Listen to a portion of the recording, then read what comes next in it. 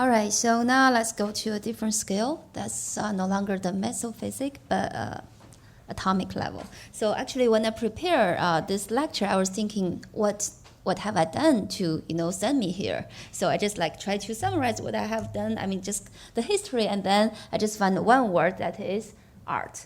Because for my PhD study, as Michael introduced, I was working on really the mechanism for apoptosis. And then when I started my postdoctoral training, I was so absorbed at that time to membrane proteins simply because structural biology of membrane proteins were so challenging. At that time, I thought, okay, I really wanted to work out something. So we started this so-called regulated intramembrane proteolysis. So that's RIP. And we work out one protein. And then in 2007, I returned to my alma mater, Tsinghua University, and began to work on a new field that is transport proteins, including both channels and transporters. Yesterday I gave a lecture, but not many audience here went to that lecture. But basically, the cell and organelles are defined by membranes, right? While these membranes protect the cell from the environment, they also set up this barrier, prevent the free diffusion or exchange of materials in and out of the cells. So throughout the years, many different transport proteins have evolved to specifically transport certain chemicals in and out of the cells. So in particular, there are in general two categories of transport proteins, channels and transporters. They are different in mechanism, but I will not go into details today. And in my lab, we are particularly interested in two classes of transport proteins, that is the secondary transporters exemplified by glucose transporters and the voltage-gated sodium-calcium channels. So I was trained as a structural biologist, but to obtain the structure really represents the first step, the starting point. On top of the architecture, we'd like to understand their mechanism, their dynamics. And by working with different types of transport proteins, we'd like to, review the chemical and physical principle of these transport proteins. Let me see whether this comes. Whoops. Okay, just cursor anyway. All right, so this is something that I will not talk into details, but I'm here, as I said, to look for collaborations in the future. So I just give you a very brief introduction of the one branch in my lab, that is the voltage-gated calcium and sodium channels. From the perspective of structural biologists, we are interested in two key questions, fundamental questions. First, what is the molecular basis underlying ion selectivity? While calcium channels prevents the permeation of sodium, which really shares almost identical radius with calcium. So what is molecular basis for this? Highly or poorly ion selectivity. And secondly is the gating mechanism. As shown here, these channels, they are not pores. They are under regulation. So you have to open them at a certain time upon the stimulation of certain signals. So in terms of the voltage-gated channels, really would like to understand how these channels respond to the fluctuation of the membrane potentials to open and close the channels. So we identified one specific system to work on, that is the excitation-contraction coupling of muscles. I really should borrow the slide from Stefan. That is as shown here, this is a simplified cartoon to show you, the so-called EC coupling of our skeletal muscle. This is at different scales. You can see for muscle contraction, although you just do it very freely, but actually it has a very complex molecular basis underlying. But show here is only at molecular level. What we would like to reveal is at atomic level. So basically, for muscle contraction, first you need the signal, the stimulation from the motor neuron. So this signal triggers the activation of the voltage-gated sodium channel, which is responsible for the initiation and propagation of action potential. And when the signal arrives to a specified membrane structure, is called the transverse tubule, the T-tubule, where the voltage-gated calcium channel, CAV 1.1, in this case also known as DHPR, is activated upon the arrival of action potential. And the activation of DHPR further triggers the activation of another channel. It's called the ryanodine receptor, which is the largest ion channel known as of today. It is actually a rapid calcium releasing channel located on the sarcoplasmic reticulum. And so what we'd like to show is really the coupling, of these signals, like how sodium channel responds to the membrane fluctuation to initiate action potential, and how activation of DHPR activates the downstream RYR. As of today, we have made some progress. So we determined the crystal structure of a bacteria homolog, a voltage-gated sodium channel NAVR-H a few years ago, and got some sense of the molecular basis for voltage sensing. And recently, by employing, the modern approaches in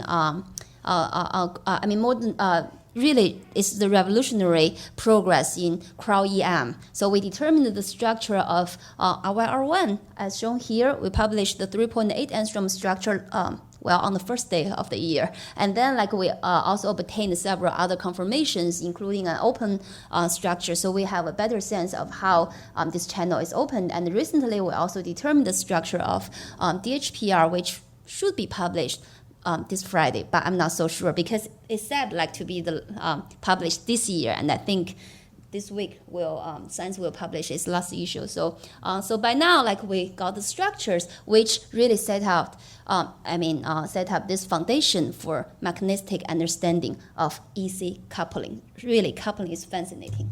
All right, so for this kind of very fascinating process, you need energy, right? And where is energy from? And if you read the textbook of biochemistry, not physics, we are taught that, glucose is the primary energy source to most of the organisms on life. From glucose, like glycolysis and electron transfer chain, and then you have ATP. But we have very comprehensive description of glycolysis in biochemistry books. But there's one question: how do glucose get into the cell? Remember, glucose is highly water soluble. They have to cross this hydrophobic membrane. So there are here glucose transporters, and they have been identified for many decades.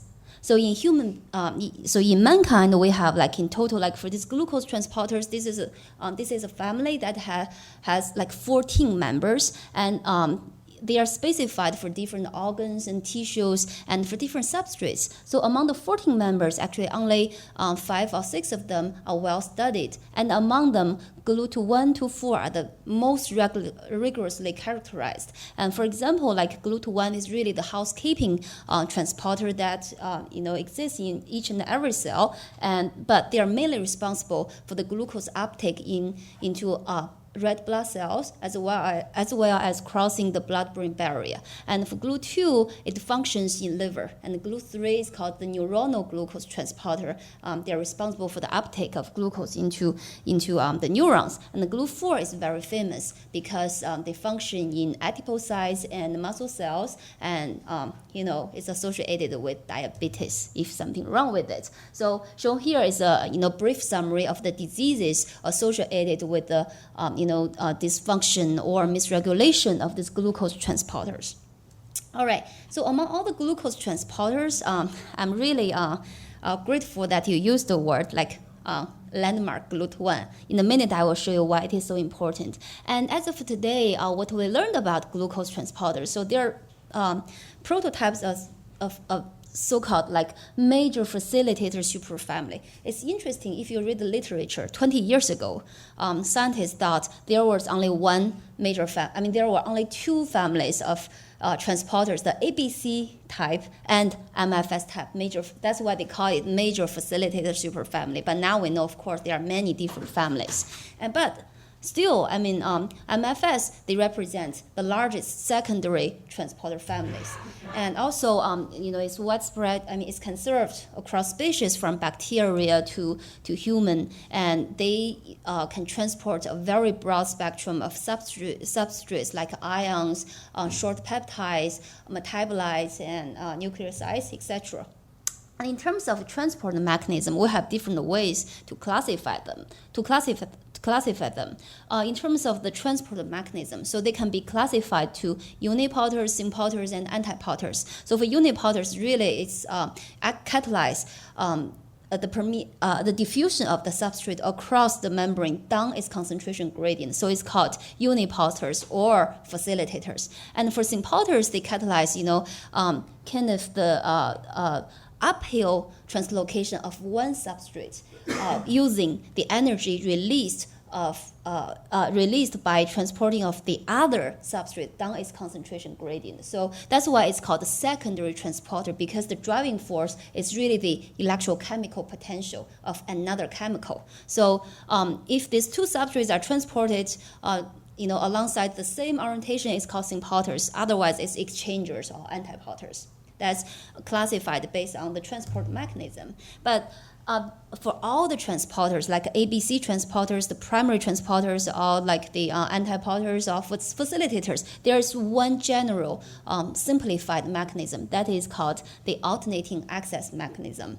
It's very simple, so I will come back later because I'm going to introduce another mechanism first. So among all the transporters, GLUT1 is very special. Why? Because it is really one of the first membrane transporters to be cloned and to be characterized. As a matter of fact, the study of glucose uptake can be dated back to almost a century ago. Like people began to explore like the mechanism of glucose diffusion. But at that time, they already realized like this so-called diffusion coefficient is concentration dependent, suggesting it may not just like free diffusion.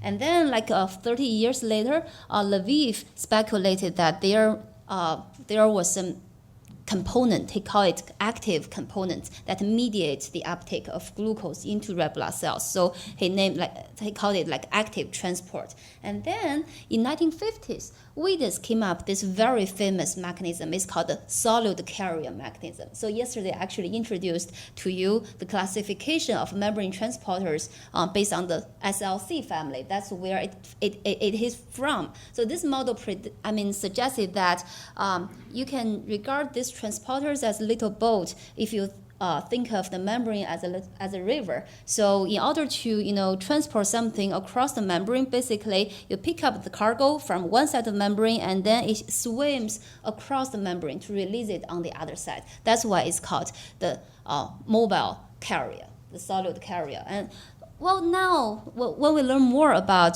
transporters, this model may not be accurate, and actually it only works for a very small group of transporters. So it was not wrong. People used to think it's wrong, but it was not wrong, but only works for a very small group of transporters.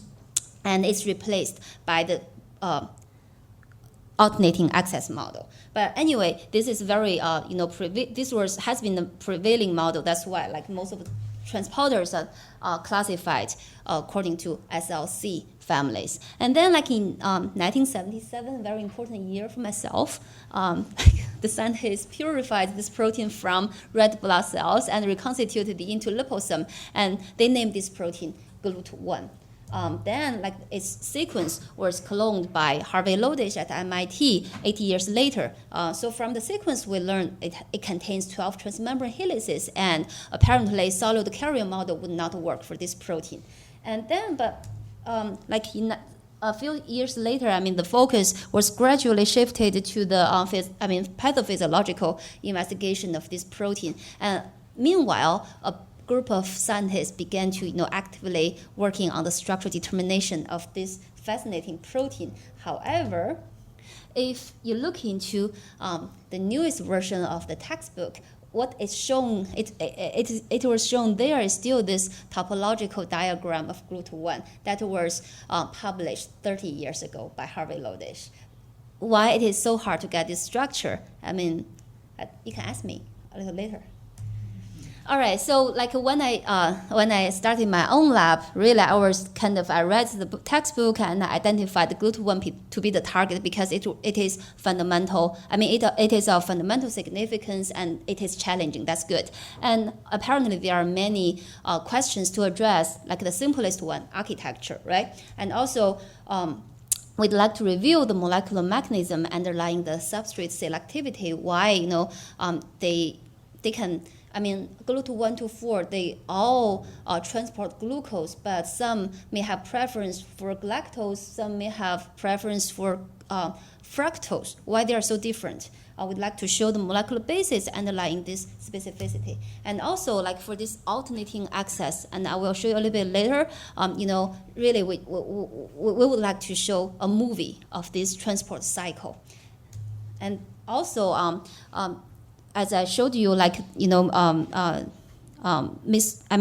this regulation or misfunction of these transporters are related to diseases, and several dozens of mutations have been identified from patients in GLUT1 or other glucose transporters, and I would like to provide a mechanistic interpretation of these mutations. And also, one more fascinating question is the difference between sympathers and facilitators. So it's quite interesting. Like glucose transporters in human, they are mostly facilitators. However, their homologs in bacteria are sympathers. So if you think about it, because in our bloodstream, glucose is maintained at approximately 5 millimolar concentration. It is a very high concentration, so facilitated diffusion is good enough. However, for bacteria, they live in wild, and they have to look for, the nutrient. And then once they got this molecule, they have to pump it into the cell. So they have to rely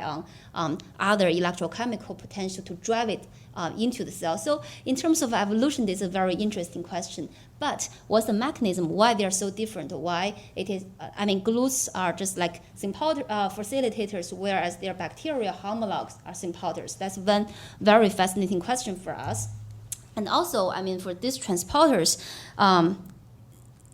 they are membrane proteins, and they are embedded in lipid bilayer. And originally, we were kind of satisfied with whatever structure we got. But now, we really would like to know, the modulation of these transporters by lipids, whether it's like specific lipids or by the membrane. The membrane give it a lateral stress, lateral pressure, that can also modulate the dynamics of the transporters. So we're interested in this kind of questions, and many more questions just come up during the study themselves. All right, to summarize what we have achieved in the past several years, first we determined the structures of 2 E. coli sugar proton sympathers, which give us enough experience to work on our target, that are the crystal structures of human GLUT1 and recently GLUT3. So we captured the structures in different conformations. Together, they constitute this transport cycle.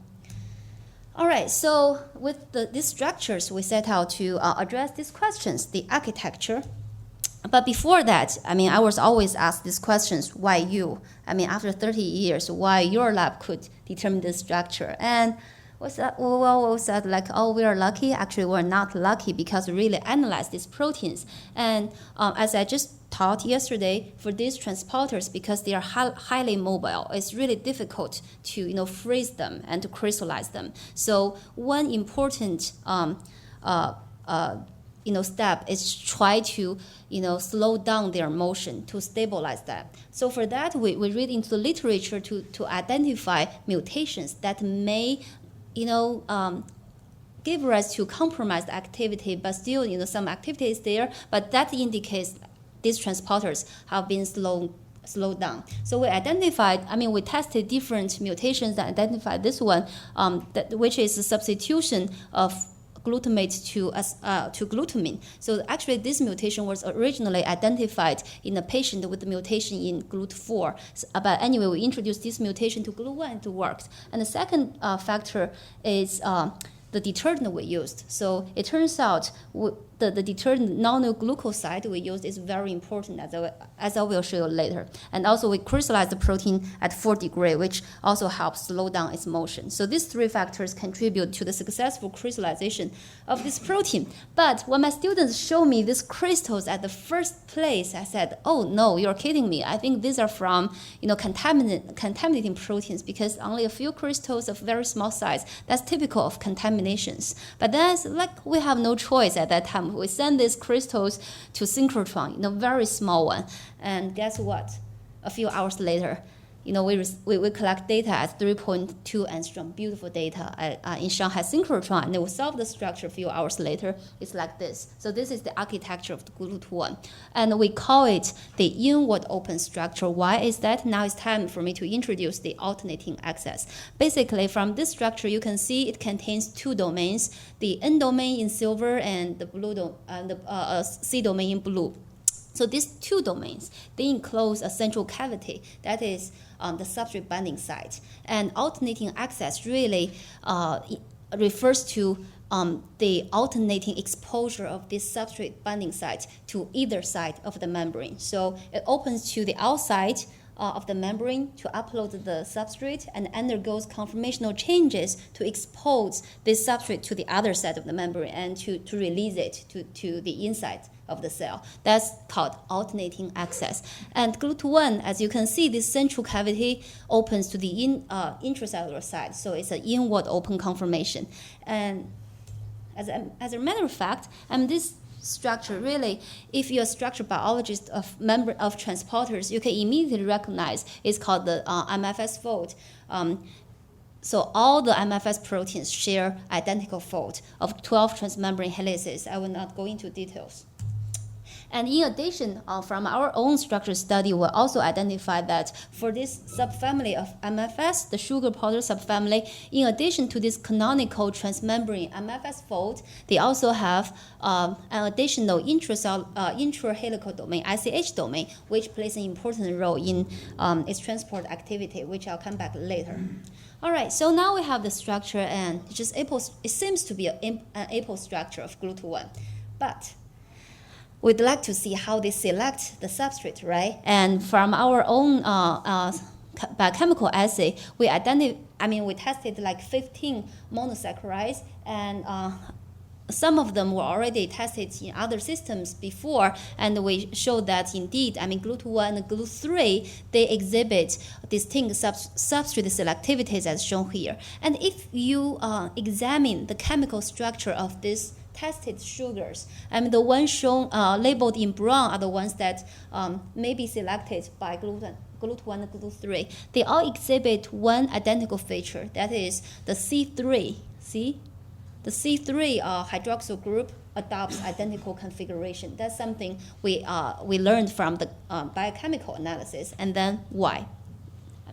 Of course, the ideal case is to obtain the structure of the protein in complex with its substrate, right? But for GLUT1, as I told you, it was crystallized in the presence of the detergent beta-nonylglucoside glucoside. What's that? It's a detergent, but it's also a derivative of glucose. So its C1 group is modified by an aliphatic tail. So in a way, it is a derivative of the substrate. And when we compare the structure of the Ng bound GLUT1 to the previously determined structure of bacterial homolog ZAOE in complex with glucose, we can see the coordination of this sugar head is really similar to the coordination of glucose. As a matter of fact, when we performed MD simulation, the movie doesn't play. Anyway, it shows that the coordination of this substrate coordination of this detergent really, is reminiscent of the coordination of a substrate. So this structure, although it's kind of inward open, it has a substrate analog bound there. That gave us the first hint on potential substrate coordination of GLUT1. And then a clear picture came up early this year. It is like the 1.5 angstrom structure of GLUT3 in complex with glucose. So it was determined using the lipidic cubic phase. And one surprise revealed by this structure is really for glucose, it has two anomeric forms. The cyclic glucose, it has like both alpha and beta. And in this structure, we can see the electron density for both anomeric forms, both alpha and beta. So this really settled a long-term dispute of whether, which form of glucose can be recognized by GLUT1 or like anomerization is required. And this structure shows that both of them can be selected by glucose transporters, and you don't need anemerization. All right, so now when we compare this glucose-bound GLUT3 in the out-occluded conformation to that of the inward open GLUT1 in complex with this substrate derivative, very interestingly, we found that the ligand is coordinated by one domain, the C domain. The N domain only contributes little to substrate binding. So that's some interesting discovery. It almost suggests that these two domains during evolution, they have different roles in terms of substrate recognition and transport. All right, I will not go into details of this substrate coordination. And then, now we have the two structures I told you, like inward open GLUT1 and outward occluded GLUT3. So in order to achieve the complete transport cycle, we also need one more structure. That is the outward open form. See, from outward open to inward open. And here, I would like to, show off a little bit, because yesterday I told you crystallization is mostly an art to even crystallographers. But in this case, really not just art. We analyzed the structure, and so why could we capture the structure of GLUT1 in the inward open conformation? Remember, the detergent Ng binds there. And if this sugar head is specifically coordinated, then which would leave this aliphatic tail to the intracellular side. So it's very specific. So in a way, the presence of this aliphatic tail helps stabilize this inward open conformation. So along this line of thinking, we thought, what if we can find another glucose derivative that can have some group on the other side of the sugar ring, like modification of the C4 carbon. So there are such molecules. Of course, we have the disaccharide. So we tested a few disaccharides that are condensation product of glucose. And as shown here, among the disaccharides tested, maltose turns out a very good inhibitor. So that means it can be recognized by glucose transporters. As a matter of fact, this was reported, and this was known for a long time. Even 2 decades ago, it was shown maltose was the so-called exafacial inhibitor to GLUT1.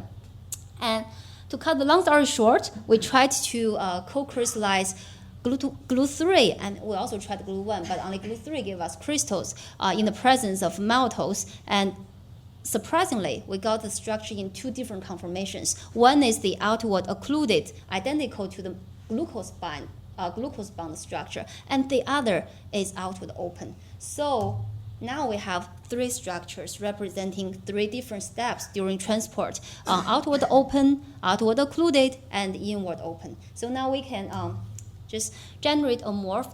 I'm sorry, this is not MD simulation. It's just a morph using different snapshots as starting and ending frame. As you can see, okay, almost like this alternating axis is beautiful. It looks like rigid body rotation of the N domain, right? But don't be cheated by this morph. I will show you details in the next movie. And interestingly, for this ICH domain, as I told you, we already knew that it is important for the transport cycle. Here you can see it almost looks like it functions like a door closer here, so we call it a latch for the intracellular gate.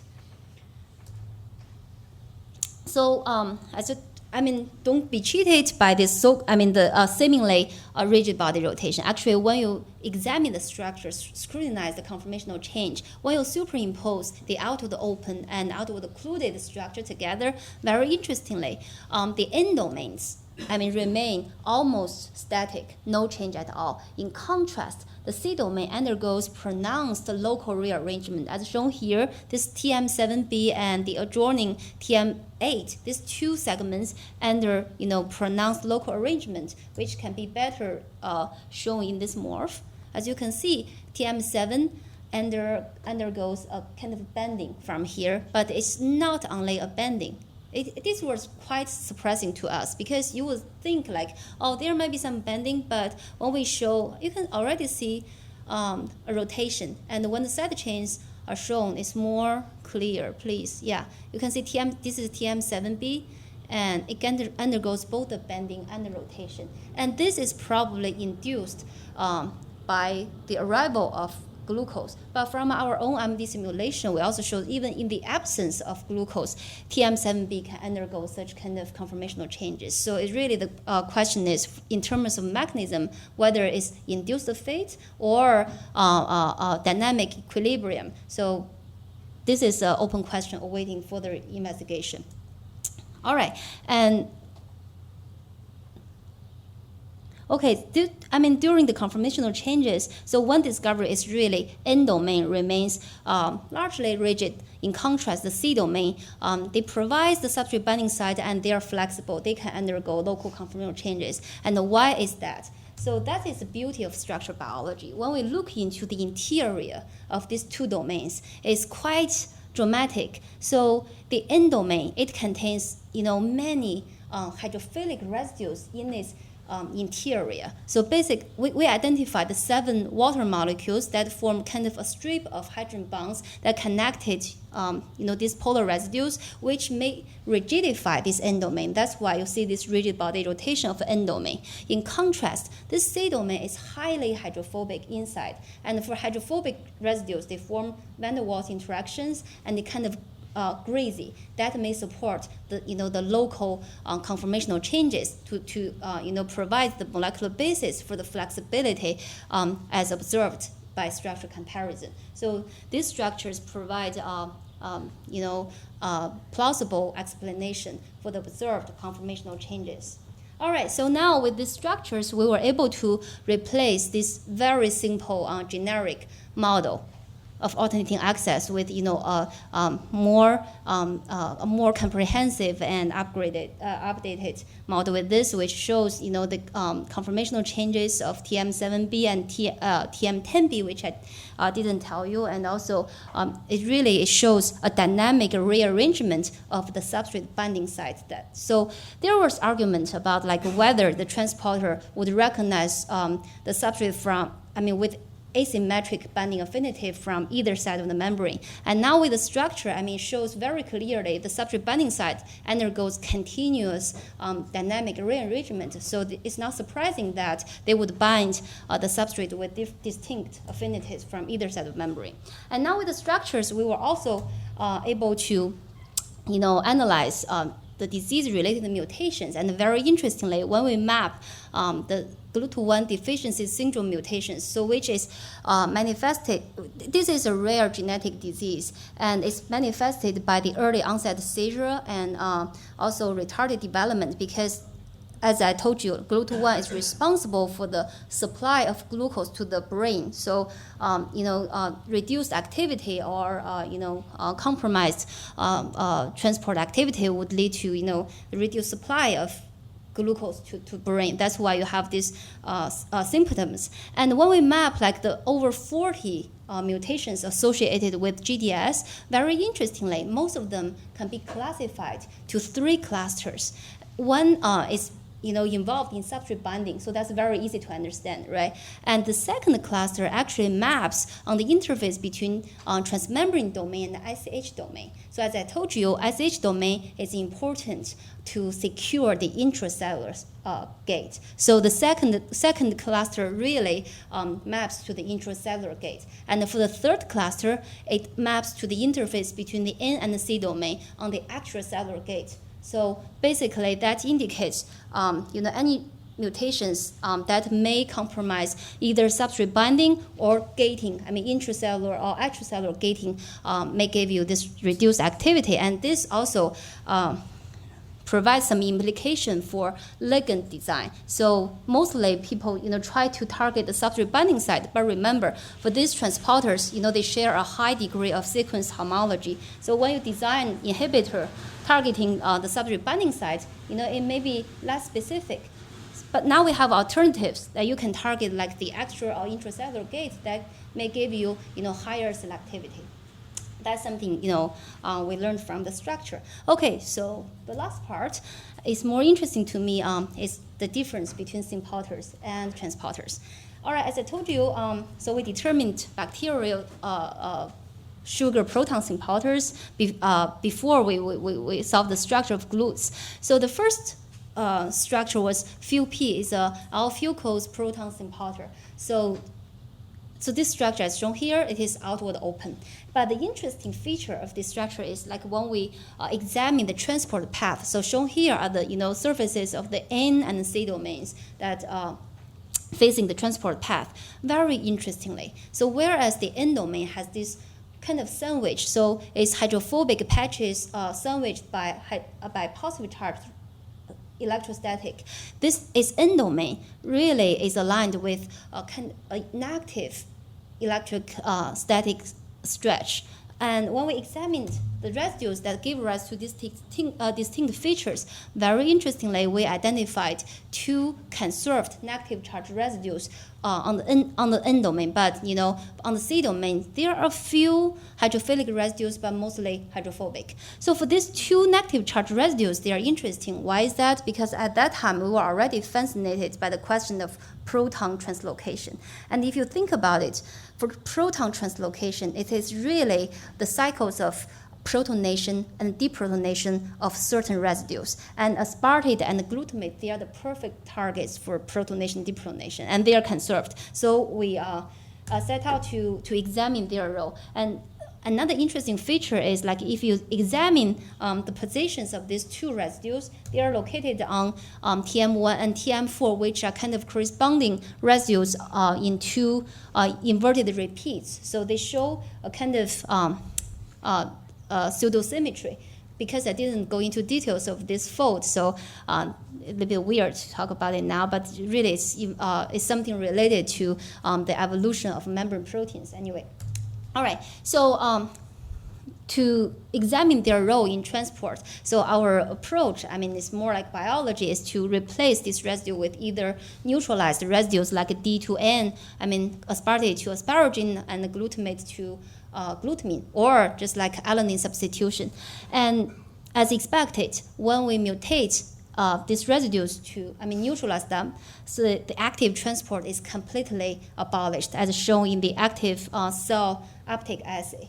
And we also have another assay that can accomplish the exchange of the substrate. So that can help you dissect the substrate specificity, but it does not require the presence of the proton gradient. So we call it the counterflow assay. So in this assay, when we mutate glutamate, the activity is significantly compromised.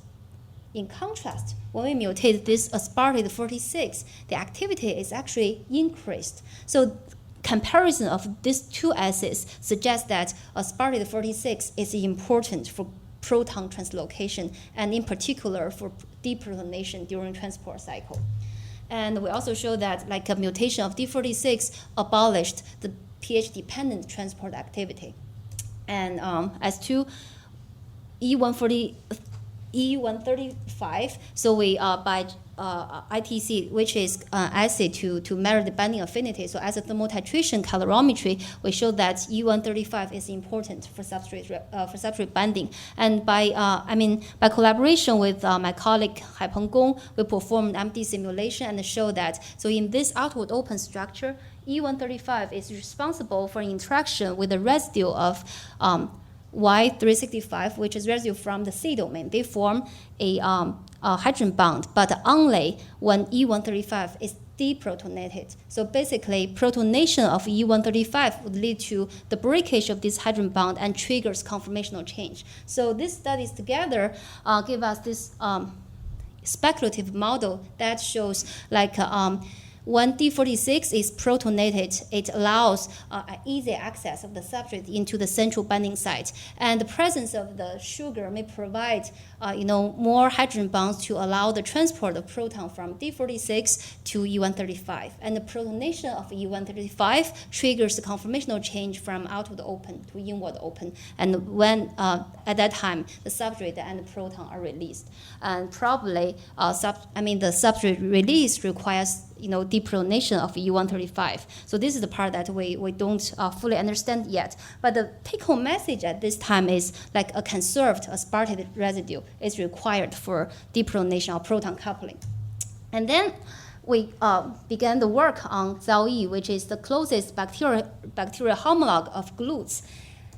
So I'll skip this, and we solved its structure in the complex with the substrate xylose, or with its inhibitor glucose. So basically, ZAOE is can be inhibited by glucose, but cannot transport glucose. Well, that's not the message I would like to tell you. The message is, so we are interested in proton coupling, and so we try to identify, negative charge residues surrounding the substrate binding site, as in field P, right? But we failed. Then we had to scrutinize the whole structure to look for, potential candidates for proton coupling. And then, very interestingly, within the N domain, we identified this triad composed of arginine 133, aspartate 27, and glutamate 206. This triad is far away from the substrate binding site, but this is the only candidate we have. So we mutated them. For arginine 133, for E206, when we introduced mutation, to alanine, nothing happened. So E206 is really a dispensable residue. You can mutate it to anything without affecting the transport activity. And then when we mutate arginine 133, so the activity is abolished both, for the active transport and for the counterflow assay. But for this aspartate 27, very interestingly, when we mutate it, the active transport is completely abolished, whereas the counterflow assay, just as what we found in the mutation of D46 in field P. So basically, D27 is a functional equivalent of D46 in field P, although their location is completely different relative to the substrate binding site. So the take-home message from the comparative study of field P and ZAOE is a functionally conserved aspartic residue is required for proton coupling. And the same thing, observation was made to likewise where a functionally conserved glutamate residue plays the similar role. But at this moment, it's just really some biochemical observation. And what's the mechanism? What's the underlying mechanism? Why, the aspartate is required for proton coupling, especially in the case of ZAOE. This aspartate is so far away from substrate binding. How is the coupling achieved? So ideally, we would like to solve the structure of a substitute of D27, for example, the D27 to N mutant of ZAOE. Before we got the structure, fortunately, we solved the structure of GLUT3, which is a unipolar. And in GLUT3, and also in GLUT1, this aspartic residue is substituted by asparagine, this neutralized amino acid. And when we compare their structure, very interestingly, you can only identify very subtle difference, conformational difference in the side groups. So as shown here, in ZAOE, the group, side groups of D27 forms extensive hydrogen bonds with asparagine 126, which corresponds to 133 123 in ZAOE corresponds to arginine 126 in GLUT1.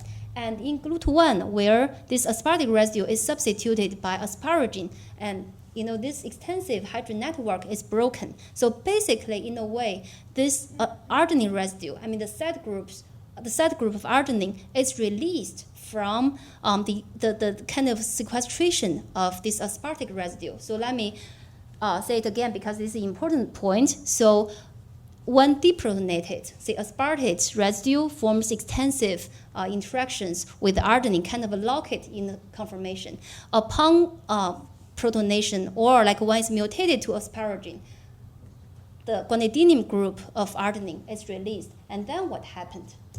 So automatically, we would think it may interact with some residue in the C domain to close the extracellular gate, right? But we were looking for like negative charge residues or hydrogen bonds, but we failed to identify such groups. In contrast, we identified a conserved aromatic residues. And in this inward open GLUT1 structure where the extracellular gate is closed, when we measure the distance between asparagine, the guanidinium group of asparagine and the electronegative point of this aromatic residue, the distance is about 6 angstrom. And if you, when we check the literature, basically there's a type of interaction called the pi cation interaction. So the distance of 6 angstrom of pi cation interaction is almost equal to a hydrogen bond with a distance of 3.2 angstrom. So we think that is the extracellular gate of GLUT1. So that explains why protonation of aspartate residue can help trigger the closure, the final closure of this extracellular gate. So this, of course, is just like some speculative theory that awaits further examination. So to summarize what I just told you, so we got the structures of GLUT1 in different conformations, and we showed, the coordination of the substrate, which shed light on the understanding of substrate selectivity, and we captured, the conformational changes that reveal the transport cycle, and we gave, a plausible explanation for the disease-related mutations, and also for this part, really, this. I think it's an important first step to understand the difference between sympowder and and unipowder. There's another important step, that is how the protonated unipowder can go back to complete the cycle, but the proton sympowder has to finish deprotonation before it goes back to the outward conformation. That's really some question we are actively working on. And also now, like my lab began to examine the effect of lipids to glucose transporters, and we'll obtain some preliminary results already. And more importantly, so, I feel it's a shame for me to stand here because this award is for dynamics of, the biological system. But what I showed you is really several snapshots. So you can generate the morph, but we really know very little about the genetics. So for this understanding of kinetics and dynamics of transporters, it requires new approach. The current approach cannot support, the understanding of, this dynamics, because they are of, really atomic scale. You need better, better labeling or even different, new approaches that is not here yet. And they are too small for study by, too big for NMR and too small for cryo-EM. So these transporters, they are really tough guys to work on. So that represents the future of my research. And now we are also collaborating with several groups and also, companies for structure-based ligand design. All right. With that, I would like to thank, my students. They're really fabulous. So I'll show here, Dr. Deng Dong. So last name is Deng. So he is absolutely, brilliant. So he has been leading this team composed of junior graduate students and senior undergraduate students who work out the structures of GLUT1 and GLUT3. And also, Chuang Ye he was trained as a crystallographer, but now I think he's really an expert in cryo-EM. And actually, apart from Deng Dong, all the others, got their bachelor's degree from Tsinghua University. So I think we have this exchange program, and you can tell, how fabulous students from Tsinghua are. So I'm really lucky. That's why, I'm grateful to these students, who sent me here. And so this is we have collaboration with my colleagues in Tsinghua and also Professor Ron Kabak in UCLA. The funding shown here, and okay, I will conclude my talk here, and thank you again.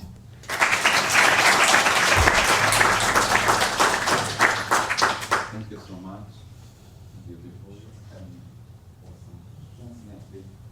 Beautiful work. Thank you. As for dynamics, you mentioned K-back. So I work with him on single molecular fluorescence, and we show The lacquer white, yeah. Tryptophan. Exactly. So it's a millisecond stuff, and it's dynamics always. With and without the sugar. The difference is, without the sugar, it's like this, and then with the sugar, it's like this. Okay, so actually, both of them are changing, but the overall average conformation change upon binding. So that's the best I can say about that. But we know a little bit. It's I collaborate with him, so I followed his study, but it seems like white somehow is quite different from ZAOE and the glucose transporters. For these observations, we try to reproduce them in FUP and ZAOE, it's not the case. So we also performed like the tryptophan quenching.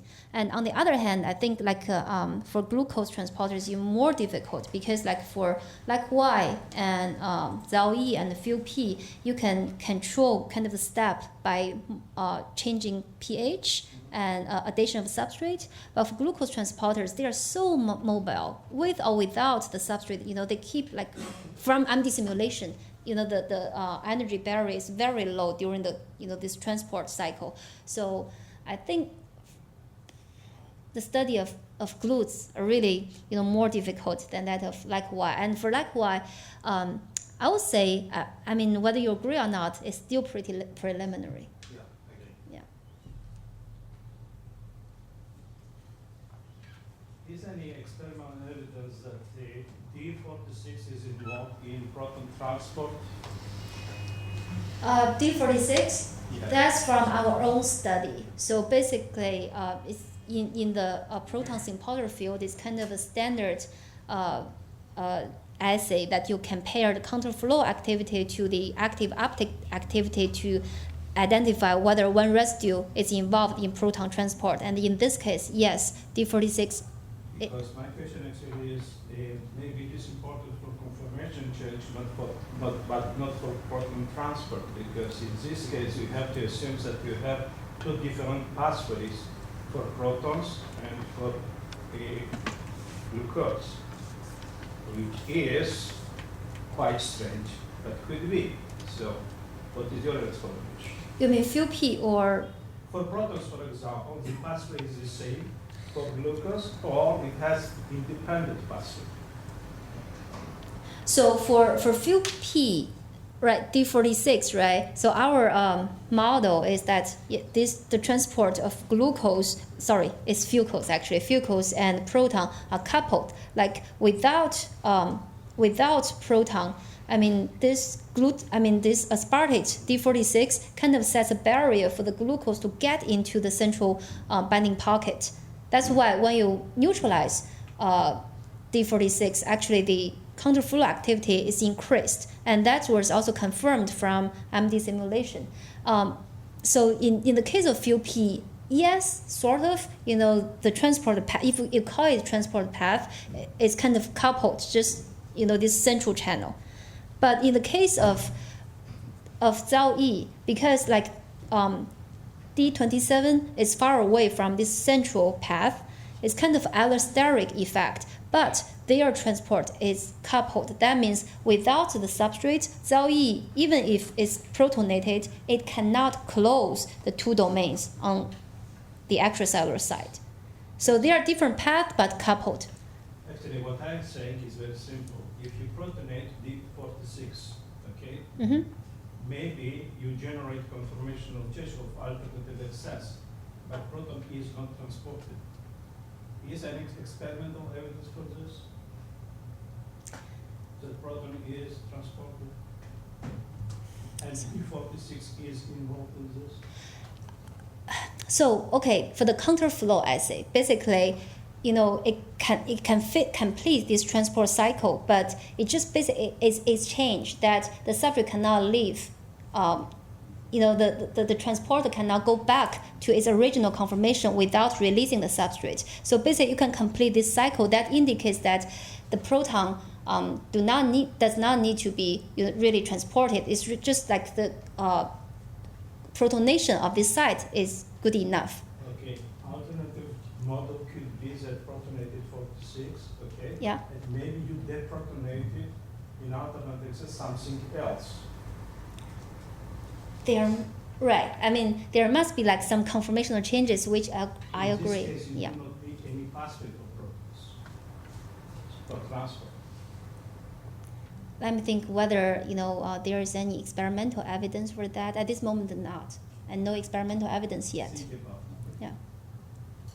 Just to partially answer maybe, I don't know about the GLUTs, but for many of these transports, it's been shown that the protein is actually transported, at least microscopically. That it drives, it's driven by pH gradient. Okay, if it's protonated on one side, and you have deprotonation of something inside, it looks like proton transport. Oh, but for it is that, not. sorry. It does not No, I didn't get that question. I mean, the transport of proton is real because someone actually performed the electrophysiological measurement of the conductance of proton, and I think it's someone from Frankfurt, so they can really see current. That's the experimental evidence to show whether, I mean, you can always argue whether D46 is the site. I mean, our evidence all point to D46, but you can always argue otherwise. But in the case of proton sympotors or antipotors, the transport of proton has been measured. For that, it was known. Can you rationalize a lot of physiology of the glucose transporters is based on Km differences between the different isoforms? Can you rationalize any of those differences? Okay, so that's a good question. So basically, so I really didn't go to details of the introduction. Like for GLUT1, 2, 3, 4, another difference apart from the tissue specificity, they have different transport activity. For example, for GLUT1, its turnover rate is like 1,200 molecules per second, whereas in the case of GLUT3, it's 6,000 molecules per second. And for GLUT2, it has a exceedingly high value of Km, it's like 12 millimolar or something. So the question is why? Like they are similar in sequences, like 60% identity and 80% of similarity. Now we have the structure, we can make models of other GLUTs, right? When we examine their substrate binding site, surprisingly, the residues that are involved in substrate coordination are invariant, not just conserved, it's invariant. Then the answer is the question is why they exhibit these differences. But remember, they are little machines that undergo these conformational changes. You have extracellular gate, intracellular gate, and distinct plasticity of the N domain and the C domain. I think that really, is conformational change that gave rise to distinct transport activity. So go with the Joel question. So one important of the physiology is the location of the transporter. Yeah. It is known from yeast and in human that ubiquitination determines the localization of the follow the insulin. For example, there is ubiquitination, and then there is a transport of the transporter to the plasma membrane. Right. In one slide that you showed that you projected mutations, known mutations related to disease. There was the majority. Residue. So is it in the inner side? Yes, it is. It is. So it's called it's called SP motif. Basically, they are conserved in many sugar polymer family members, including GLUTs and also ZAOE. Like they are like GR or sometimes K. They are all aligned the interface between ICH and transmembrane domain. So they are on the intracellular side. So that's one good question. I know what you're, asking about. Maybe, for this part, I think for the trafficking of glucose transport, they are important. Like in diabetes, GLUT4 really is the localization that is subject to regulation of insulin. But if you read into it, we just know so little about it. Yeah, so probably they are targets, but I don't recall I read anywhere about ubiquitination of these residues. But recently, what I showed here for this mapping of disease-related mutations is the majority, but still others. And I think it's this year, like a group published, they identified one mutation on the SH domain, it's intracellular domain. So basically, this mutation abolished a phosphorylation that is required for the trafficking of this of GLUT1. Usually it's preceding the ubiquitination is phosphorylation, at least in yeast. Right. Even in humans. So I was approached by a colleague from Fernando Institute. She studies, the modification of GLUT1. So I think this is still an open area that is being investigated. So this specific lysine that you showed there, which is a mutant, is. Oh, that's arginine. I think. Specific. Which one? The one I showed. Isn't it this one? No. Oh no. You showed a projection of human mutations related to disease. Okay, I know which slide. Structure. This one. Yeah. So the left side.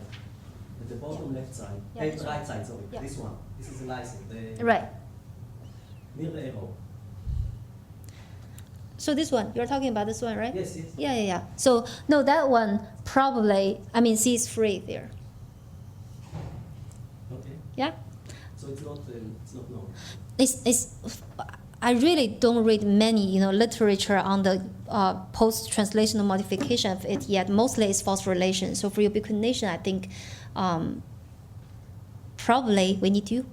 Thank you. I also have a question, simple one, inspired by Stefan talk. The transporter, is it sensitive to the chirality of the glucose? If you will change D into L, I mean... It is very sensitive, so it does not recognize. So this is the main reason why the opposite chirality sugar don't enter into the cell, is because of the transporter? So if you think about it, it's all about the coordination, the contour of the structure. So the chirality, I mean, the D, I mean, it's really totally different, right? Because in all this, animation that you showed, maybe it's a little misleading because the glucose is so small and... Ray cannot see the chirality. Right? So what I talk about is not the LD form, but the alpha beta, the cyclic form. It just concerns C1 hydroxyl group. So for that part, it doesn't matter. But for L and D form of the sugars, chirality matters. Because you think about it, the orientation of this hydroxyl group is totally different. Okay, maybe we take one or two more questions, yeah? So 1, 2, yeah. Actually, I have 2 questions. One is technical question. How did you obtain the human protein? Insect cell expression. So baculovirus infected insect cell. And We actually also tried the yeast system. We can obtain a bunch of high yield protein, but somehow they all aggregated before the superdex. So maybe they were not well folded. And the second question is, does the transporter is going to glycosylation? The what? Transporter? Is going to glycosylation in order to be active? Deglycosylation.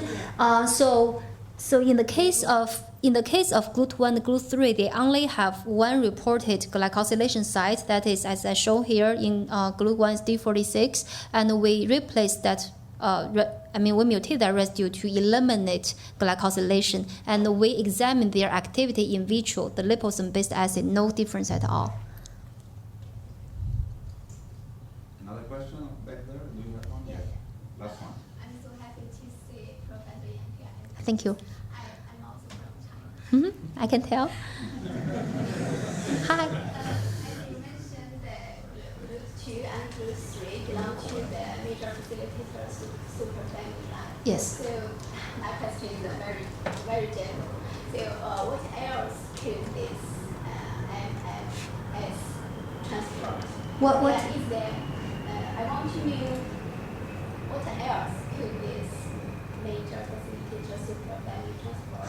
Is there any report that this superfamily could transport hormone also?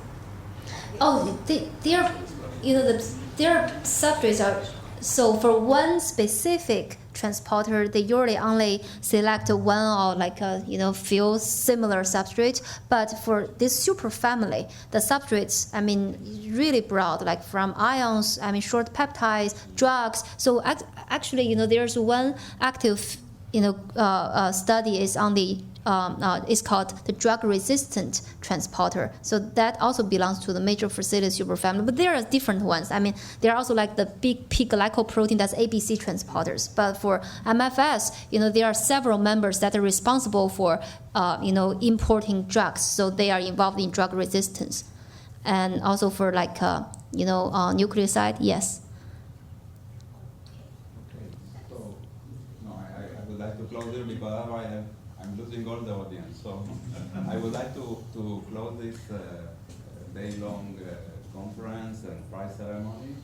First, I would like to thank all the speakers in the morning session, the one from Tel Aviv, the one from other institute in Israel, Michael Elovich, who came all the way from Caltech, and the beautiful talk inspiration for the student.